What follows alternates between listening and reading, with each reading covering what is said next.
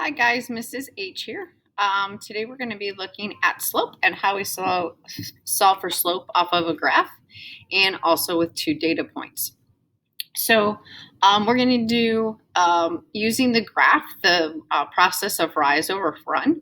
And so what we do is we select 2 points on the line, which we have this data point right here, and we have this data point right here. And so what we're going to do is we're going to find the rise. And so what we can do is we can find that this rises to 5 and it runs all the way down here to 4. And so how much does it rise? So yes, it ends up at 5, but what's the difference? So we actually rise 1, 2. So we have a rise of 2.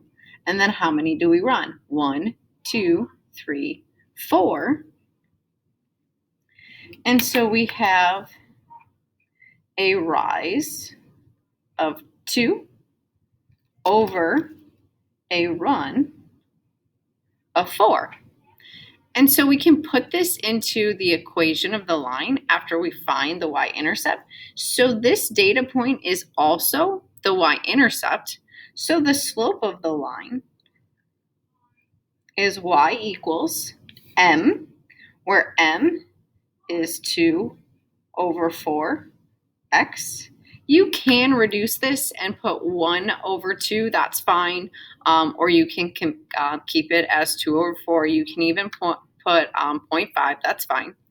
And then we're going to do the y-intercept, which is b, which is right here. So what is the value of y when x is 0? And so the value is 3.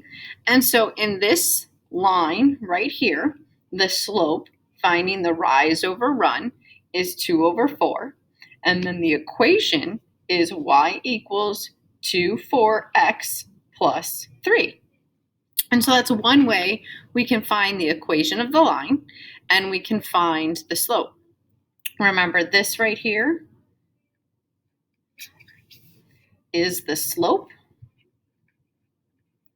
which is m, and this right here is the y-intercept, which is the value of y when x is 0, and we use that as b. So let's try another problem, but this time using a different method to solve for m. So this time we're going to use the equation y2 minus y1 over x2 minus x1. And so we have the change in y over the change in x.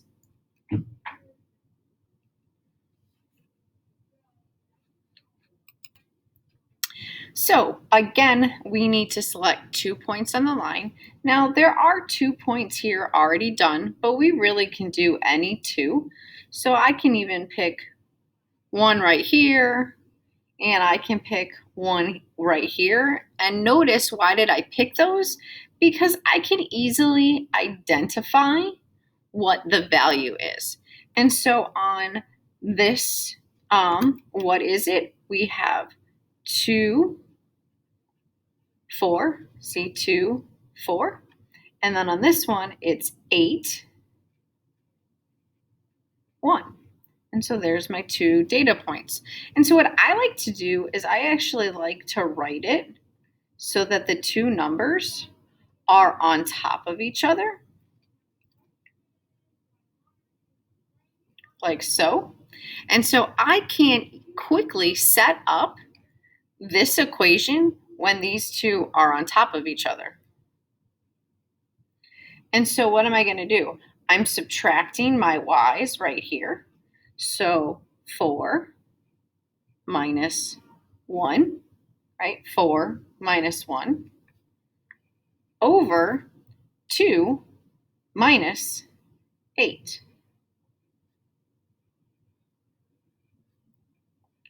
And so 4 minus 1 is 3, and 2 minus 8 is 6. And so my slope is 3 over 6. Now, the important part is to remember this right here is a -6, so we need to make sure we include that negative sign, and we can even look and see that the slope is running in a negative direction.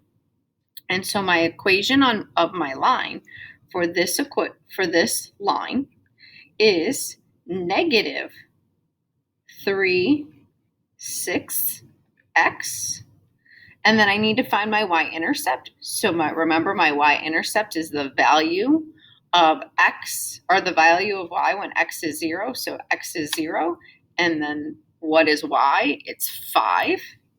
So plus 5. And so here is another method to solve for the equation of the line. And again, remembering this is m slope, and this right here is our y-intercept. So we're going to do one more problem, but this time, what if we don't have a graph and all we're given is 2 data points? And so if I have a data point, 1, which is 2, 16, and my second data point is 6 and 20. Okay, so there's my 2 data points. Let me bring this down a little bit so you can see. So there's my 2 data points. So again, I'm going to be looking at my change in y over my change in x, or simply y2 minus y1 over x2 minus x1. And so here is my y. So 20 minus 16. And remember, I have to use the same, so this coordinate goes with this number. So this is my x2 minus my x1. So my answer is 20 minus 16 is 4. 6 minus 1 is 5. And so my slope of my line is 4 over 5. So this is equal to m. Now, how could I solve for b? How could I find my slope? Well, what I can do next is I know my equation is y equals mx plus b. I know my m is 4 over 5. I can take an x value right here. I know that point is on the line. That's 2.